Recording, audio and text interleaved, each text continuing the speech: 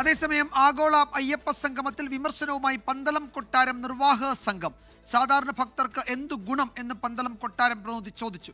യുവതീ പ്രവേശന കാലത്തെ കേസുകൾ പിൻവലിക്കണം. 2018-ലുണ്ടായ നടപടികൾ ഇനി ഒരിക്കലും ഉണ്ടാകില്ല എന്ന് സർക്കാർ ഭക്തർക്ക് ഉറപ്പ് നൽകണമെന്നും നിർവാഹക സംഘം സെക്രട്ടറി MRS വർമ്മ പറഞ്ഞു.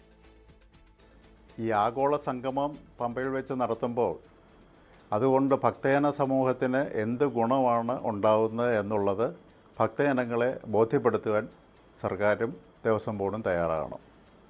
മറ്റൊന്ന്, 2018-ൽ യുവതീ പ്രവേശനവുമായി ബന്ധപ്പെട്ട് നടന്ന നാമജപ ഘോഷയാത്രയിൽ പങ്കെടുത്ത ഭക്തജനങ്ങൾക്കെതിരെ എടുത്തിരിക്കുന്ന കേസുകൾ ഉടൻ തന്നെ പിൻവലിക്കണമെന്നാണ് പറയാനുള്ളത്.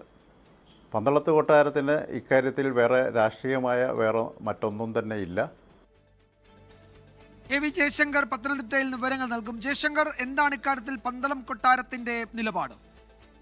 അതായത് ഈ ആഗോള അയ്യപ്പ സംഗമം നടത്തുന്നതുമായി ബന്ധപ്പെട്ട് വലിയ വിമർശനങ്ങളാണ് പന്തളം കൊട്ടാരവുമായി ബന്ധപ്പെട്ട നിർവാഹക സംഘം നിലവിൽ പ്രകടിപ്പിക്കുന്നത്. ഈ സാധാരണ ഭക്തർക്കെതിരെ ഈ 2018-ലെ പ്രതിഷേധ കാലത്ത് ഉൾപ്പെടുത്ത കേസുകൾ ഇപ്പോഴും നിലനിൽക്കുന്നൊരു സാഹചര്യമുണ്ട്. ഒപ്പം തന്നെ ഈ ഭക്തർക്ക് എന്ത് ഗുണമാണ് ഈ ഒരു സംഗമം നടത്തുന്നതുകൊണ്ട് എന്നൊരു ചോദ്യമാണ് പന്തളം കൊട്ടാരവുമായി ബന്ധപ്പെട്ട വൃത്തങ്ങൾ ചോദിക്കുന്നത്. ഒപ്പം തന്നെ യുവതീ പ്രവേശന കാലഘട്ടത്തിലെ കേസുകൾ പൂർണ്ണമായി പിൻവലിക്കണമെന്നൊരാവശ്യം അവർ മുന്നോട്ട് വെക്കുന്നു. ഈ ഭക്തർക്കൊപ്പമാണ് സർക്കാരിനൊരു ഉറപ്പ് നൽകാൻ തയ്യാറാവണം. അല്ലാതെ ഇത്തരത്തിലുള്ള പരിപാടികളായി മുന്നോട്ട് പോകുന്നതിന് അംഗീകരിക്കാൻ ആകില്ലെന്നാണ് അവരുടെ ഒരു നിലപാട്. ഒപ്പം തന്നെ യുവതീ പ്രവേശന വിഷയത്തിൽ സുപ്രീം കോടതിയിൽ സർക്കാർ നിലപാട് തിരുത്തണമെന്നൊരു പ്രധാന ആവശ്യവും പന്തളം കൊട്ടാരം എന്തായാലും മുന്നോട്ട് വെക്കുന്നുണ്ട്.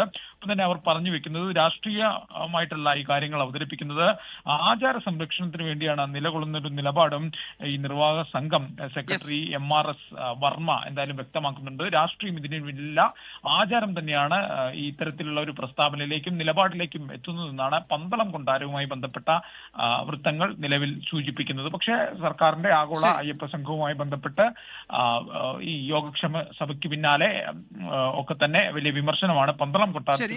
ജയശങ്കറാണ് വിവരങ്ങൾ നൽകിയത് പത്തനംതിട്ടയിൽ നിന്ന്. ലോകത്തെവിടെയായാലും ഏത് സമയത്തും 24 വാർത്തകളും ഓഗ്മെന്റഡ് റിയാലിറ്റി പാക്കേജുകളും എക്സ്പ്ലെയിനറുകളും വിശദമായി കാണാൻ ഞങ്ങളുടെ YouTube ചാനൽ നിങ്ങൾക്ക് സബ്സ്ക്രൈബ് ചെയ്യാം.